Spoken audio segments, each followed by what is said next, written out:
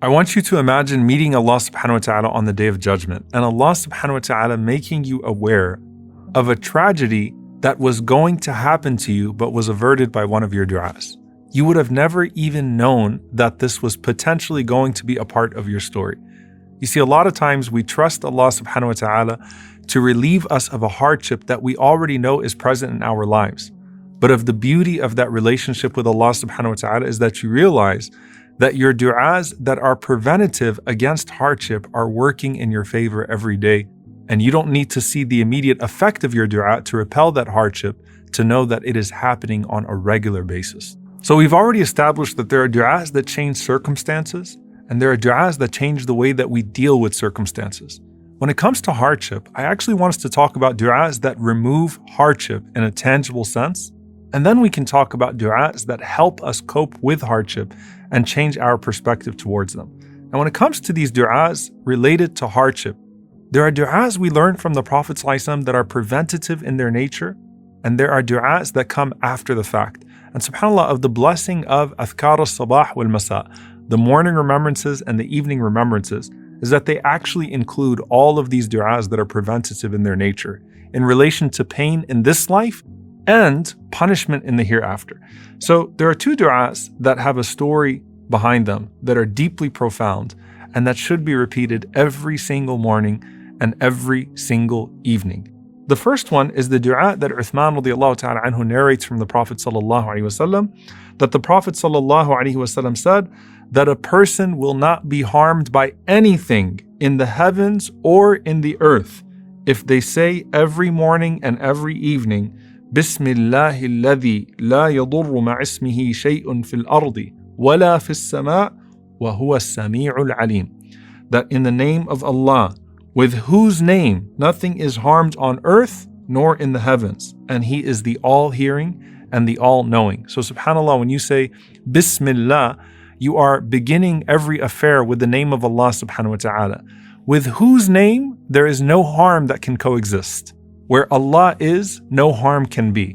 وَهُوَ السَّمِيعُ الْعَلِيمُ. You can't hear or see or know all of what is happening around you and things that are coming your way. Just imagine, subhanAllah, the signal or something that's happening or something that's about to strike you from behind you.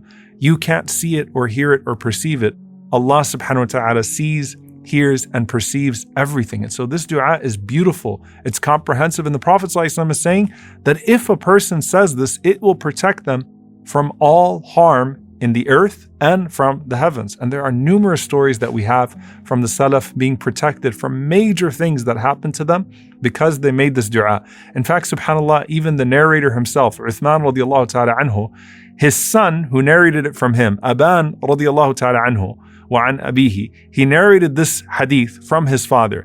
And Aamin used to make sure to always say this dua every morning and every evening.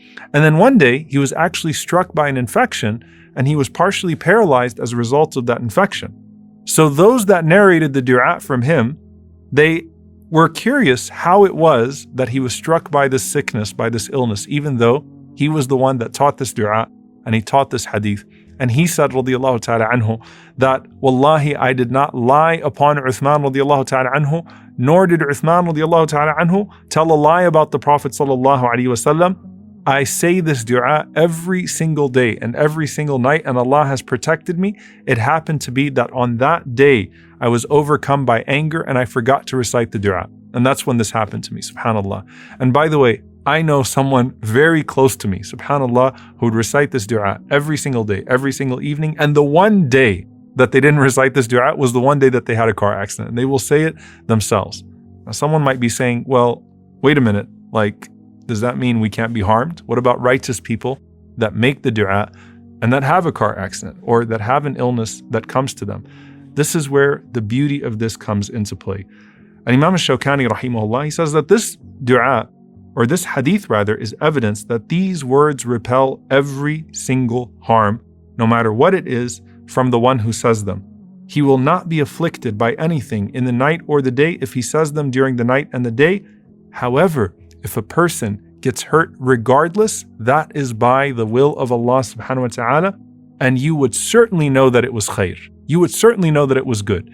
If you're saying this dua, then you are asking Allah subhanahu wa ta'ala to protect you, and you have a sure method of protection, and Allah subhanahu wa ta'ala still allows you to be tested and tried with some sort of catastrophe or some sort of hardship, then know that Allah subhanahu wa ta'ala intends for you good through that hardship, so long as you respond with good, just as you began with good, turning back to Allah subhanahu wa ta'ala. So the dua is protection for you from the bad effect of a trial or a tragedy and the tangible effect of trial and tragedy. But of course, Allah subhanahu wa ta'ala still will choose to test some of us with some of these trials and tragedies, and that would be khair for us, that would be good for us, so long as we respond in a way that is pleasing to Him. So this is the dua, Bismillahi alladhi la yadurru ma'ismihi shay'un fil ardi wa la fis sama' wa huwa as-sami'ul alim. You say it 3 times in the morning and 3 times in the evening.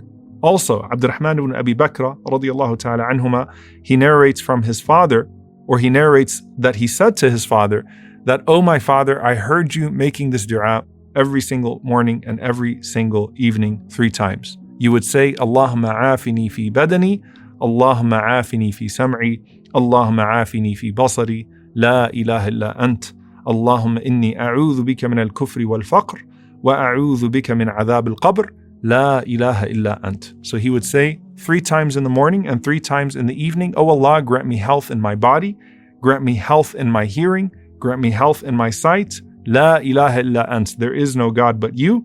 And then he would say, "Oh Allah, I seek refuge with you from disbelief and poverty, and oh Allah, I seek refuge with you from the punishment of the grave. There is no God but you." So he said, "I asked my father, I see you saying this every single day and night 3 times. And he responded and he said, "I heard the Prophet ﷺ doing the same. وَأَنَا أُحِبُّ أَنْ أَسْتَنَّ بِسُنَّتِهِ." And I love to practice the sunnah of the Prophet ﷺ. So these are 2 du'as that are already in your morning and evening remembrance, and they are preventative of actual hardship coming your way and actual tests and trials coming your way. Now, as for after the hardship, there is no du'a greater than the following du'a. And there's a story behind it as well.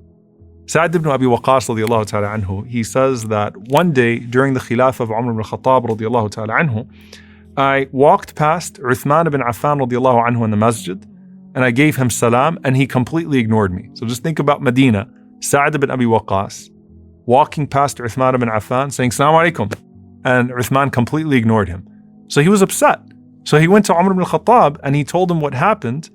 And when Uthman comes to him and he's asked about that, then he says, "You didn't say salam to me. What are you talking about?" Sa'd says, "Wallahi, I said salam to you." He takes an oath that I said salam to you. And Uthman takes an oath that Sa'd did not say salam to him. I don't remember this conversation at all. And then after recalling what had happened, then Uthman radiallahu ta'ala anhu sought Allah's forgiveness, and he sought the forgiveness of Sa'd. And he said that I was preoccupied with this particular dua that I was trying to remember from the Prophet sallallahu alaihi wasallam. And Sa'd radiallahu ta'ala anhu said, "I will tell you what it was that was preoccupying you and what dua you were thinking about. It is the dua of Yunus alayhi salam. La ilaha illa anta subhanaka, inni kuntu min al-zalimin. There is no God but you. Glorified are you. Truly, I was from the wrongdoers." And the Prophet ﷺ said about this dua, فَإِنَّهُ لَمْ يَدْعُ بِهَا مُسْلِمٌ رَبَّهُ فِي شَيْءٍ قَطْ إِلَّا اسْتَجَابَ لَهُ. That no one makes dua to Allah subhanahu wa ta'ala with this dua except that Allah subhanahu wa ta'ala will answer them. And that's why we find in the story of Yunus alayhi salam that after he made this dua, Allah subhanahu wa ta'ala says, وَكَذَلِكَ نُنْجِي الْمُؤْمِنِينَ. And just like that, we rescue the believers as well. We grant relief to the believers as well. So this was not just the relief for Yunus alayhi salam, but the relief that comes to the believers as well. And who is in a more desperate situation than Yunus alayhi salam, swallowed in the belly of that whale, in the bottom of the ocean, in the depth of the night, calling out to Allah subhanahu wa ta'ala with this dua. So the Prophet ﷺ is saying, there is no Muslim that calls upon Allah subhanahu wa ta'ala with this dua except that Allah subhanahu wa ta'ala will answer them. And in that, by the way, is an indication that it's not just the removal of hardship. It's also that when a person acknowledges their vulnerability to Allah subhanahu wa ta'ala, and that vulnerability is especially felt in a moment of hardship, Allah subhanahu wa ta'ala will not just remove the hardship, and Allah subhanahu wa ta'ala will not just remove that which causes you distress. Allah subhanahu wa ta'ala will give you things that you didn't even know you were supposed to be asking Him for.